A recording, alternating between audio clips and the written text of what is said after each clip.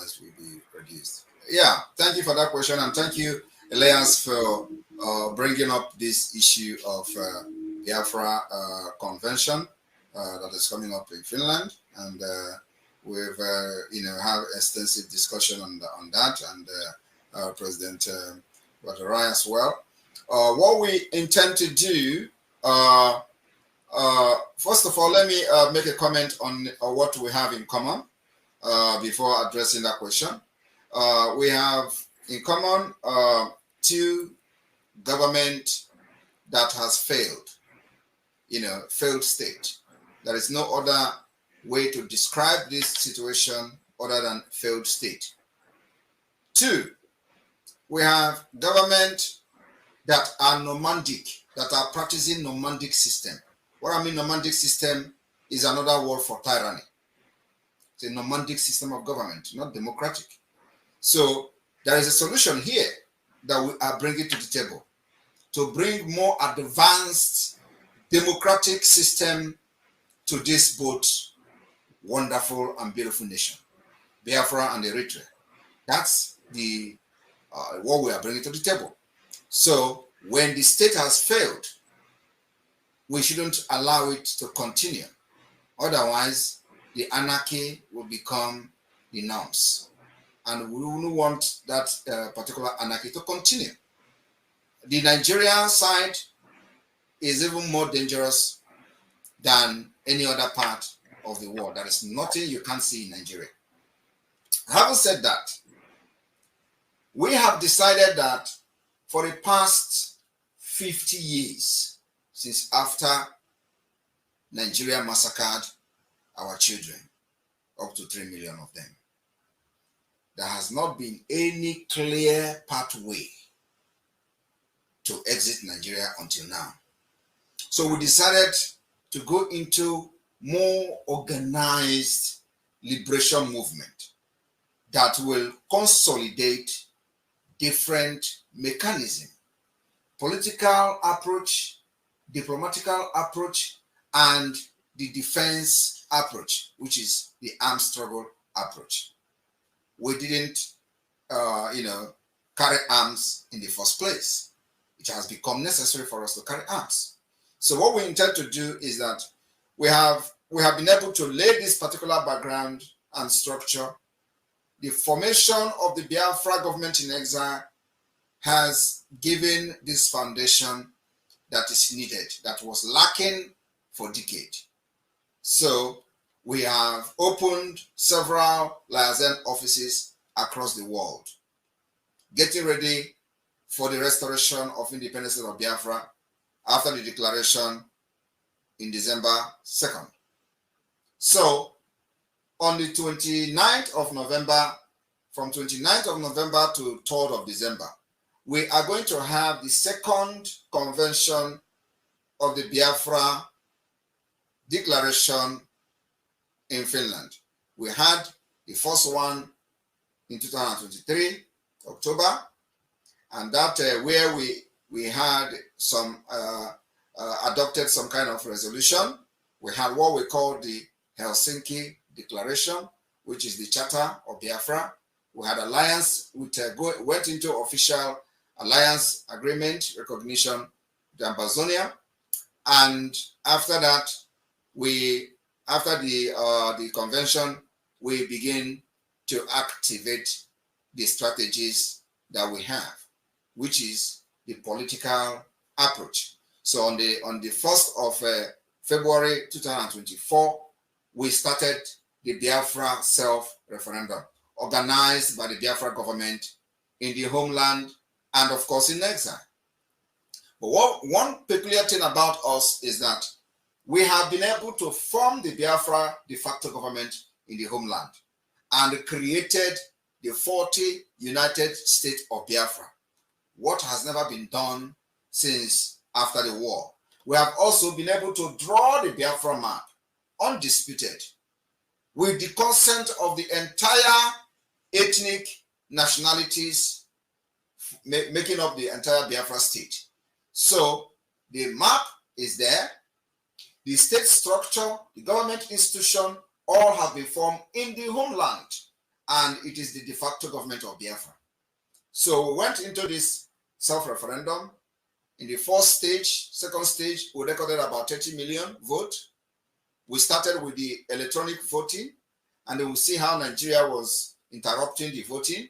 We decided to go physical voting by going into state by state, county by county, district by district. In all this, we have unit by unit. So the referendum is being conducted in the first stage of the referendum, the second stage of the referendum, and the third stage of the referendum. And the referendum is going to end on the 28th of November 2024, while the conference will start on the 29th. So we intend to announce the result of the referendum in Finland during the convention. We are also going to pass many resolutions and vote for it. We are expecting a reasonable number of delegates of Biafrans from all over the world to gather in Finland for this convention. And in this Finland, we will, after we have counted the number of the vote, number of the Biafrans that have given the Biafra government in exile and the homeland the mandate to declare their independence and fight for them. After we have counted this particular voting and the result will be announced. We will not only just announce the result, we will also publish every document that has to do with how the referendum was conducted for the world who care to know, those who care to know and who care to see it. And then after that, if the number of the vote is reasonable enough, the delegates that have come to Finland for this convention will vote for the approval, and on that approval, the declaration for the restoration of independent state of Biafra will follow. We are planning to issue this declaration on the 2nd December, which is the fourth day of the conference. After that, when we have done with the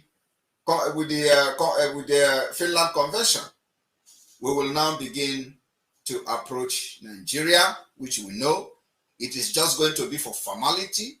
They will never accept anything democratic. They are not democratic in nature. They don't know even what is democracy. They do fraud in election. They kill people to become governors. They kill to become president.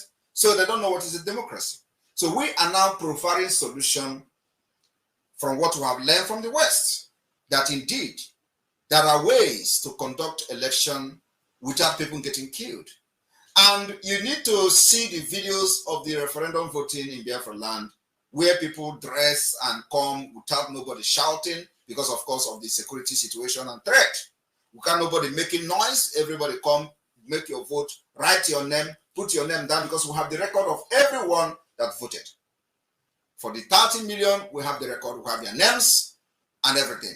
So, when this happens, after this declaration, we will approach Nigeria and the request for the approval and recognition of the self-referendum. We will also do the same thing to African Union, to ECOWAS. All these things are just for formality. These are people who they have put in those positions to hijack the system for the interest of the tyrannic system and nomadic system of government. Most of the people you have in the ECOWAS and the AU are all appointed by the Nigeria state, especially those representing them there. The same thing is applicable to Eritrea. So they are loyal to the government that appoints them. And they are there not to defend the interests of the people, but to the interests of the political party and the interests of the presidents that appoint them and gave them the appointment. That is why Africa is failing today. Because it is all about the interests of those who appointed you, not the interests of the country, not the interests of the citizen, not for the interests of the society. So we know that our communication will not bring anything or any change, but rather we want to do it as a formality. After that, we will continue the delegitimization of Nigeria within Biafra territory.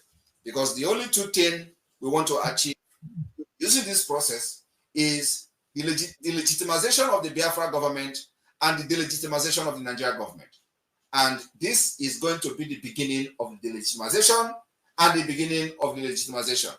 The legitimization will follow and come in with the pursuit for international recognition, which is going to take time, which is the reason we are here discussing today, which is the reason we are coming to in alliance with Eritrea, which is the reason now the like minds are coming together from abroad, from exile, to begin to bring change in Africa, to begin to push for a different democratic system that will benefit everyone, to bring Western civilization to Africa, where everybody can participate and voted for without getting killed.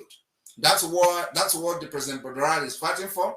That's what Simon Ekpa is fighting for, and that's what everyone who is supporting this movement is fighting for. So we can have a better society to live without getting killed, without fear of getting kidnapped or abused. So after that, the delegitimization of Nigeria state will continue as we continue to push with our lobbyists in the Washington, D.C., making sure that America understands the need for Biafra to emerge as an independent state for their own interest too. It is not just about us. What we are doing now is for the interest of everybody. Nigeria continue to stay as a country is going to be a threat to everyone, every one of us, whether you like it or not. And it is already happening. And I believe that many of them who know about Nigeria knows exactly what I'm talking about. So Biafra becomes alternative to make sure that we have long-term solution to the upsurge of terrorists. And after that, the delegitimization of Nigeria continues. The fight for legitimization of the Biafra government will now take them to the second stage. Like Elias said here, we will continue to create awareness.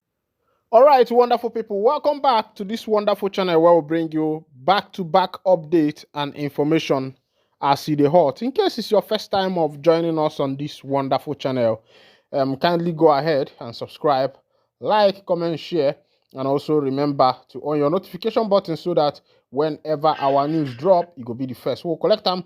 Let's go down to the news proper. As see the show now, Anambra State is on fire. This is happening live today. Today is the Monday, 18th of November 2024, happening live in Anambra. Watch that video on your screen, even though I will not be dropping all the videos because it is against our YouTube guideline, community guidelines. And here on YouTube, YouTube is very, very serious, and I love them for that. As it be, you don't share for Anambra in Abatete life. What happened in Abatete today is tearful. It calls for tears. It calls for justice. It calls for government intervention. This is becoming very bad, that we can no more sleep in our own country. We can no more sleep in our own community.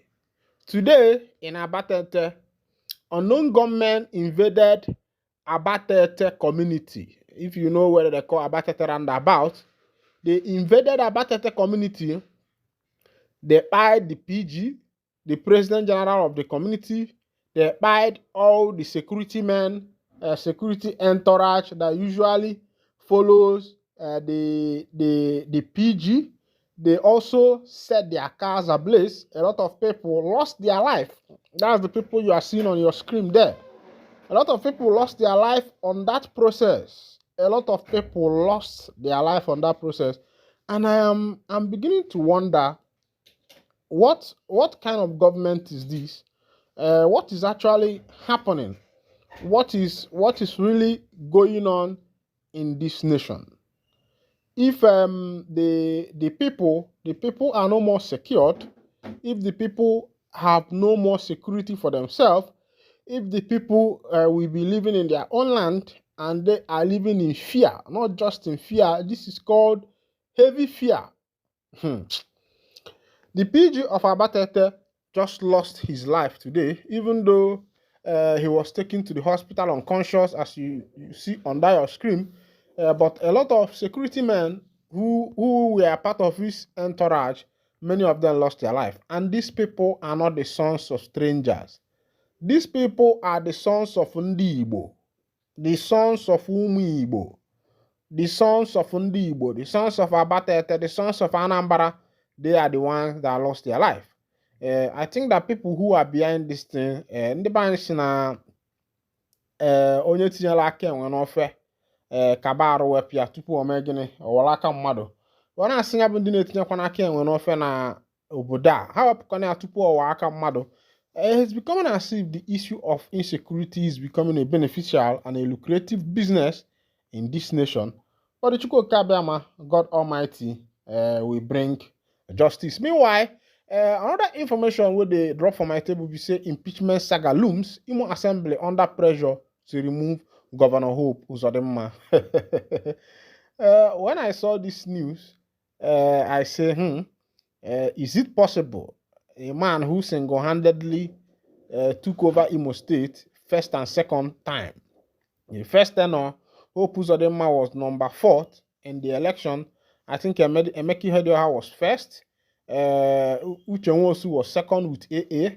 Then Ararume was third with I think Apuga. Then Hope Uzodinma was fourth with APC. And what happened that the court, the Supreme Court, the High Court, ruled on the part of Hope Uzodinma, and today Hope becomes the governor of Imo State. And after that, the second tenor, Hope, it was as if the election of Imo State was something we called unopposed. It was as if they just carried the office and gave it back to him again because I think nobody was there to challenge him.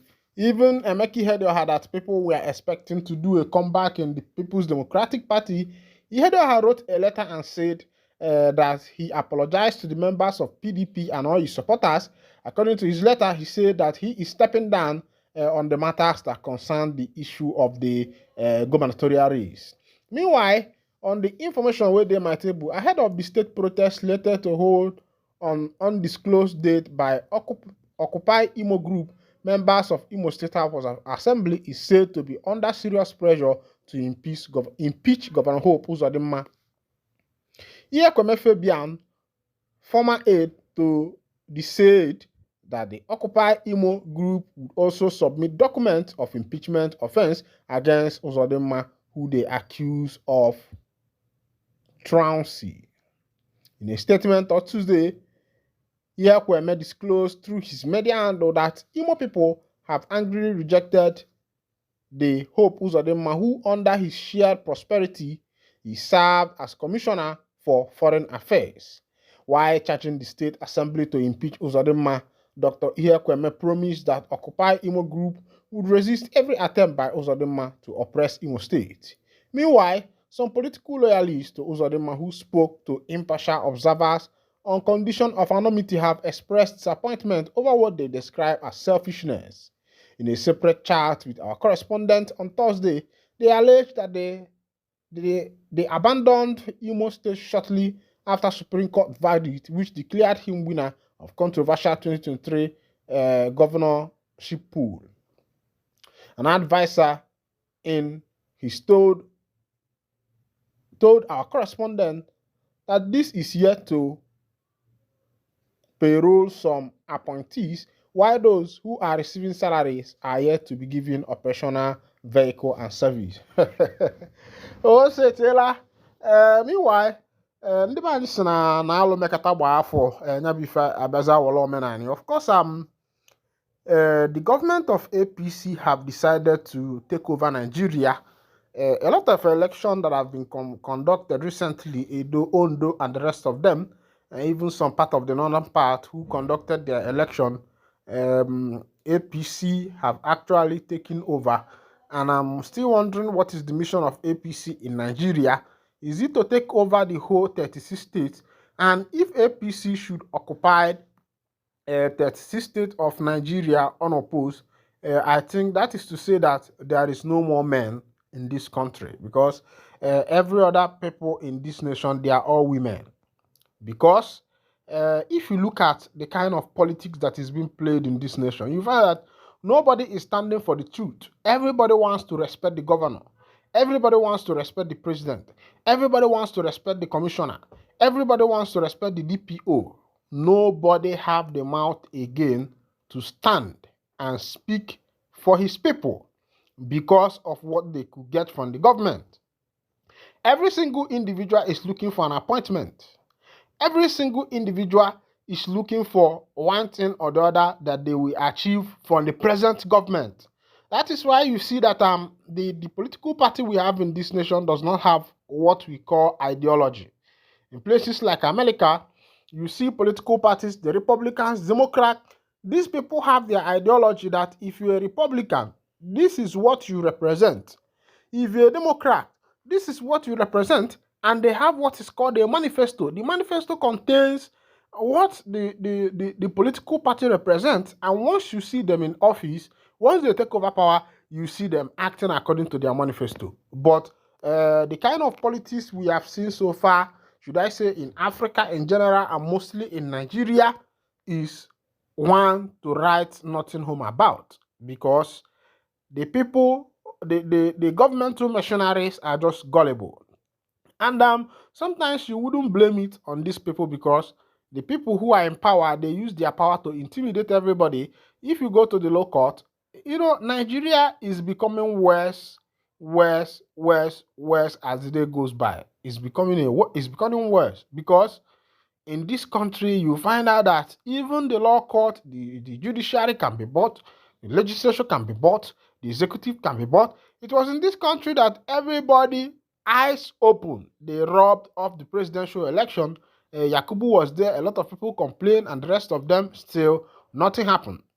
In Imo State, the same thing happened, nothing happened. A lot of states, this thing has been taking place. An election has been going on now. APC is continuously taking over the governmental powers, and yet nothing is happening. Meanwhile, this is where I'll be winding down the curtain, and if this is your first time of joining us, kindly go ahead, subscribe, like, comment, share, and also remember to all your notification buttons so that whenever our news drop, you will be the first who will collect them. Thank you for listening. God bless you.